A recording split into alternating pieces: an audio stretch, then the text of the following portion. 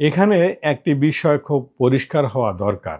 যে গাড়িটির বিরুদ্ধে ট্রাফিক সার্জন মামলা দায়ের করেছে, সেই গাড়িটি কি আসলে নিজে নিজে চলতে পারে? সেই গাড়িটি কি আসলে নিজে নিজে আইন ভঙ্গ করতে পারে? বাংলাদেশের প্রেক্ষাপটে পারে না।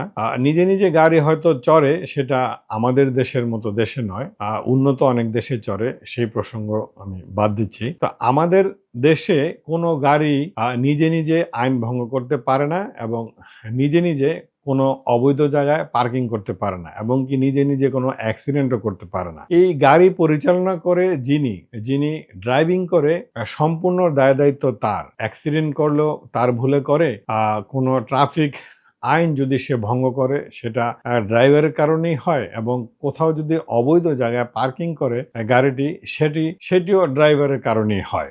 তাহলে সার্জেন্ট কেন মামলা দেয় গাড়ির বিরুদ্ধে এবং কেন সে আটক করে রাখে গাড়ির কোনো বৈধ কাগজ?